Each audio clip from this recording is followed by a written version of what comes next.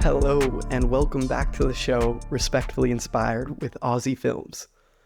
I like to start off every episode with my why behind the podcast, which is I want to change the way people measure success.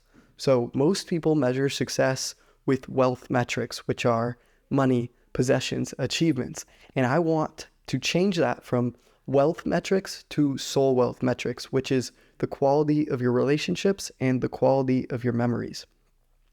Today, we're specifically going to talk about what makes a relationship valuable.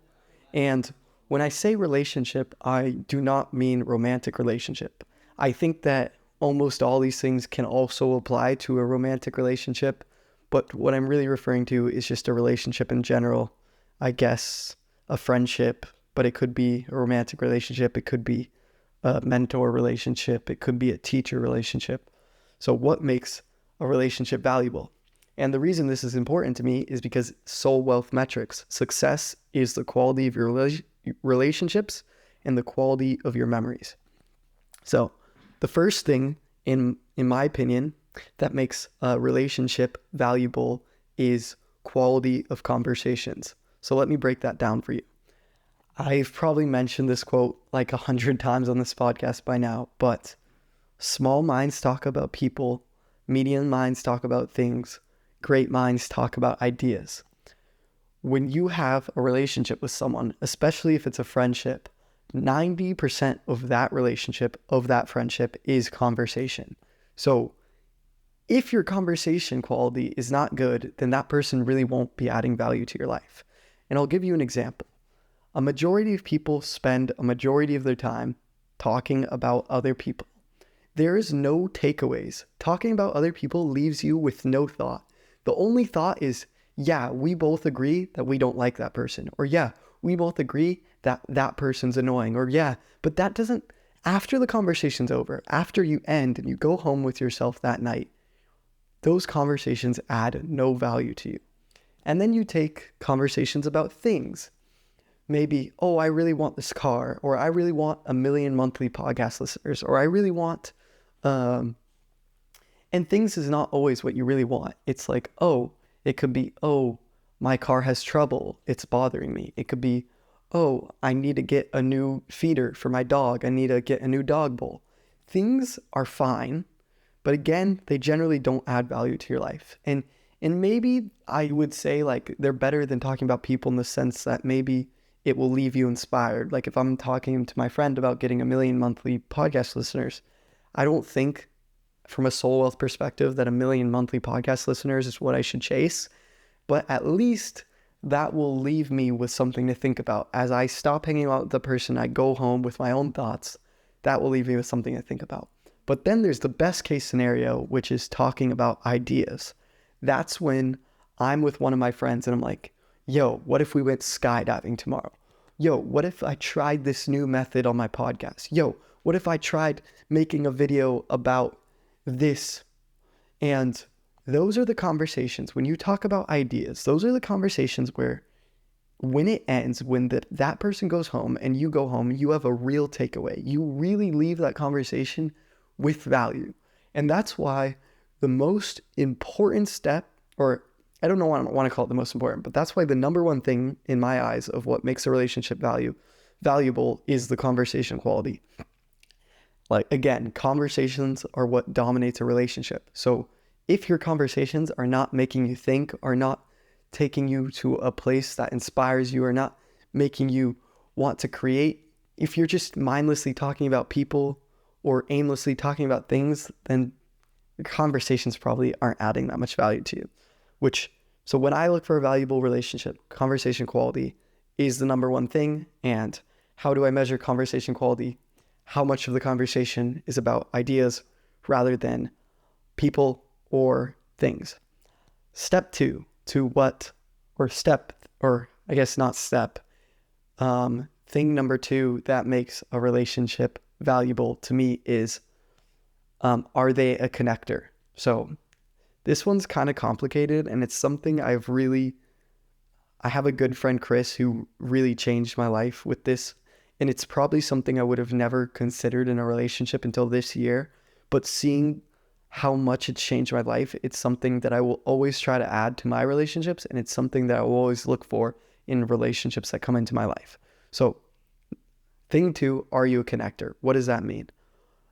What that means is our relationship is not just me and you. That means I'm going to connect you with other people. So it's like, hey, maybe you're into coding and I have another friend who's building an app and he's looking for people on his team, and I send you guys off to get lunch together. Not even with me. I don't even need to be there. It's not like I'm inviting people to these group events all the time. It's just seeing one friend and seeing another friend who would have something mutual in common, or maybe they don't even have something mutual in common, but you think their personalities work, or they would be good friends, or they think the same, and you just, boom, send them off to lunch. Or a friend is flying into a different state and they're looking for a place to stay, and you have a place to stay in that state, and you go, this literally just happened to me a week ago. I have a YouTube friend in Oklahoma, and I have a friend from my church who was going out to Oklahoma to film some professional BMX. And I literally was like, boom, here's a couch, bro, stay here. And now those kids are good friends. The YouTuber got to film this BMX event. This BMX kid got to stay at this person's house, and they'll probably be friends for a long time. Being a connector is such a valuable thing to look for in relationships. I can't express how much it's changed my life. And I have this friend, Chris, who literally does this for me. He's introduced me to other creators, other YouTubers, other podcasters, and it's just been so immeasurably valuable. And you might be wondering, okay, well, how do I find a connector? Because it's not like you're just going to meet someone and they're going to be like, after one time meeting them, they're going to send you off to connect, which actually some people do. Some of my friends would do that. But I think the best way to find someone who is a good connector is to be a connector yourself. So I actively try in my relationships. I try all the time to think about, who could I introduce this person to? Or if they're working on a specific project, who else could help add value to that project? Or which friends could I connect just because they have good personalities, or connect because they like to do the same adventures? And since I've been making that effort to just connect my friends, I don't expect anything from it. I'm not connecting them looking for brownie points, but since it's like the way God set up the world is when you give, you get. And as I've become a connector, crazy connections have just come into my life. Like, it's just unreal. I don't know how to explain it, except that's just the way God designed Earth. I guess, the more you give, the more you get. And this doesn't even go for point number 2. This goes for point 1, 2, and 3, which is, if you want to find someone with good conversation quality, be someone with good conversation quality. Talk about ideas, and you will attract people who want to talk about ideas. If you want friends who are connectors, who bring other people into your life, who add value, then be a connector. Add value into other people's lives. So, what makes a relationship valuable? Thing number 1, conversation quality. Thing number 2, are they a connector? And now into thing number 3, and that is, do they bring adventure / new experience into your life? I know that at some point in your life, you've probably gone through a season where you just do the same thing over and over and over again with friends. And there's nothing wrong with that. In fact, if you have friends where you can do the same thing over and over and over again and it's still fun, then those are awesome friends. I'm not hating. But I've never met someone who doesn't want a little bit more adventure in their life. I've never met someone who doesn't want to have new fun experiences. And I guess I don't know, but I hope that you've all had someone in your life who's just always has something fun going on, or always has a new experience. And being included is one of the best feelings ever. Being someone, when someone's doing something fun, or when someone's pursuing a new adventure and they ask you, hey, come along. Hey, let's go see this waterfall. Let's go skydiving. Let's book a trip to Hawaii. People like that. Again, I always go back to my friend Chris, because he's just all about adding adventure into people's lives. And since I've surrounded myself with those type of people, I've just been so much happier and so much more fulfilled, and life does not feel monotonous. And it's even interesting because when I think about why like people are anti 9 to 5 or anti school, which used to be me hardcore and is still kind of me, but I've lessened my opinion on it. It's like, well, why do people not like school? Why do people not like the 9 to 5? It's because those things are monotonous. They're doing the same thing every day over and over and over again. And anything that you have over and over and over again just becomes less valuable.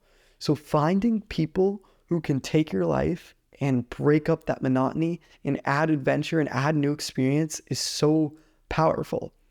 And again, you might be wondering, how do I find people who seek adventure? How do I find people who chase new experience? And it literally goes back to, do you do it yourself? Are you someone who chases adventure? Are you someone who chases new experience? Because how this earth works is the way you carry yourself, the values you have, the traits you seek are what you will find in your relationships, in your partners, in the people around you. And you might be saying, well, I'd love to be someone who adventures, but I don't have the money. I can't take someone skydiving. I can't book a trip to Hawaii.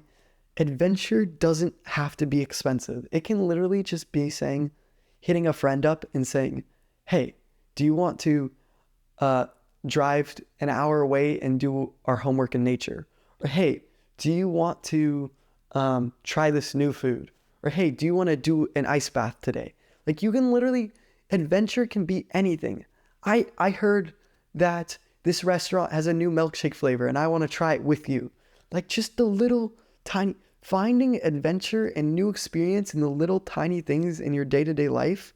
And most importantly, sharing them with other people. And I promise it will just come back. I guess I don't want to say I promise because I'm not God, but just finding a little adventure in your day-to-day life and just adding that, sharing it with other people, like it will come back. In my life, it's come back tenfold. And so the 3 traits that make a relationship valuable are: number 1, conversation quality. Number 2, are they a connector? And number 3, do they chase adventure/new experience? And the way to find someone who has these qualities is to take them on yourself. Simple as that. Now, soul wealth. When I talk about soul wealth and measuring success by the quality of your relationships and the quality of your memories. So we just went over what makes a relationship valuable. And I hope you agree. I mean, you probably would have clicked off if you don't agree by now. But now I want to talk about, how does one create more memories? Because for a long time, my catchphrase, and this is still my bio on Instagram, is create a memory. And it's something I really stand by. Is like, at the end of your life, you're going to want to look back, and what you're going to want to have is good relationships and awesome memories. When you're a kid, memories tend to just find you. Like you're like, oh, I played baseball. I remember that forever. Oh, I remember the time we went biking or snowboarding. Memories just seem to find you. But as you get older, memories are harder and harder to find. And I realize I've run around for the past 3 years telling everyone, create a memory, create a memory, create a memory. But what does that even mean?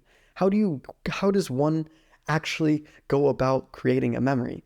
And I was like, if I'm just like preaching create a memory, then I should think of some actual steps to teach one how to create a memory.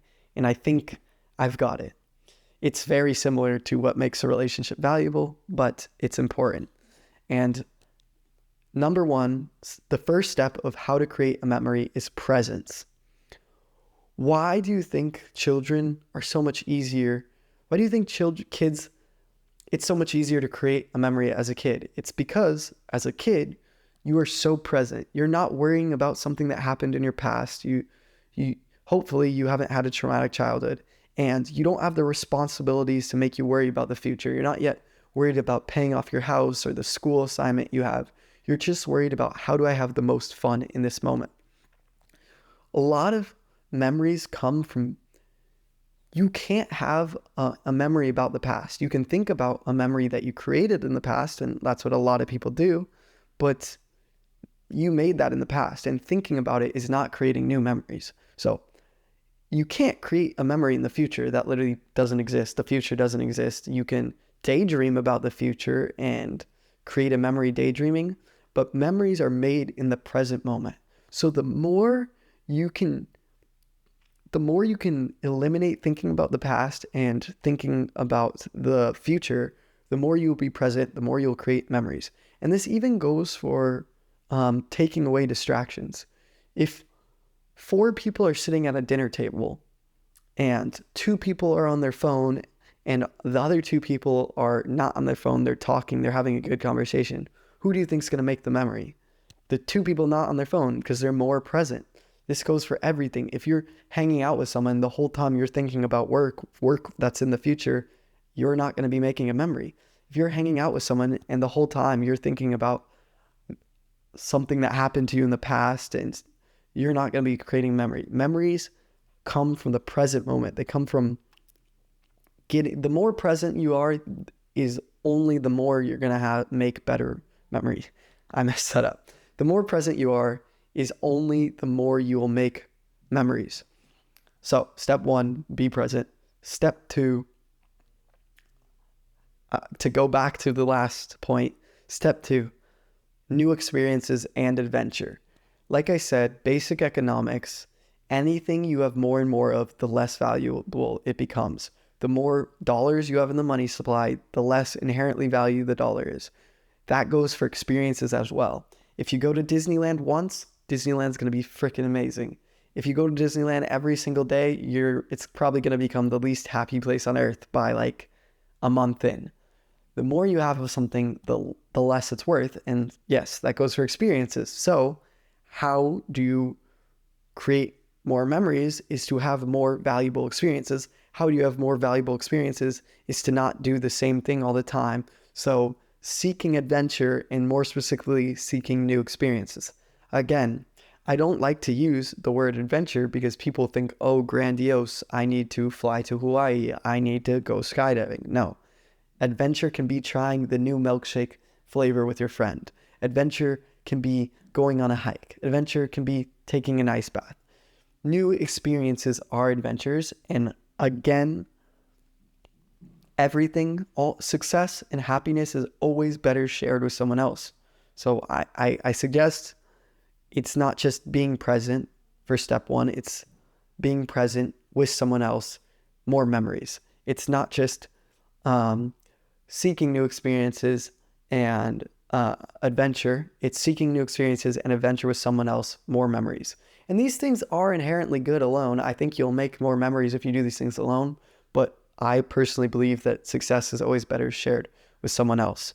So step 1 to make more memories is being present. Step 1 to make more memories is being present. Step 2 to make more memories is seeking adventure / new experiences. And step 3, which I said just now, I kind of gave it away, is everything is better shared with someone. So finding the right people to put in your life and this is something I struggle with a lot, is putting so much of my worth in work, saying, oh, I need to work and disappear from society, or that's like a really common one, or just being an introvert. And there's nothing wrong with being an introvert or liking alone time, but I feel like if you were right now, we'll stop. Think about 10 memories that come to your head. I bet majority of the memories you think about are with other people. And so it's so important not only to find people to share memories with, but to find people who seek new adventures and new experiences, to find people who are very present. If you want to be present, then hang out with people who are focusing on the now. Hang out with people who aren't always on their phone. Hang out with people who are seeking adventure, seeking new experiences. So how to make more memories. Step 1, be present. Step 2, seek adventure / new experience. And step 3, pursue people to share those memories with, specifically ones that align with your values and your adventure seeking. I think, I don't know. I think that's kind of it as far as the message, but I did want to bring up this completely different thing that is just interesting, which was, it's a religious thing, but it's also not. And it's an argument for God. It's called Pascal's wager. And basically what Pascal's wager says My dog is knocking. Hold up. Come on, dog. Okay, sorry. I didn't get my dog. But anyways, I kind of thought this would be a fun thing to share. And it's completely different from what makes a relationship valuable or what makes a memory valuable. This is just an interesting kind of religious thing, but it's also not. It's just like a logical argument for God. And it's called Pascal's wager. And basically what Pascal's wager is saying it's not an argument to prove religion to be true or prove religion not to be true. It's just focusing strictly on the consequences. And so you can think of it like this. Basically what Pascal's wager says is, if you believe in God and he is true, then you will forever live life in heaven. If you believe in God and he is not true, then you will have the same punishment that everyone else has, which is that you'll probably die and nothing will come in the afterlife. If you don't believe in God and he is true, then you will go to hell and have eternal suffering. If you don't believe in God and he isn't true, then you will have the same forever. Then you will have the same forever experience as the person who believed in God. So basically, there's a lot of counter arguments to this, which is saying that it's kind of a pointless exercise because it could go on and on and on with every religion, or saying that, I don't know. I'm not explaining this right, so I don't think I'll actually keep this in.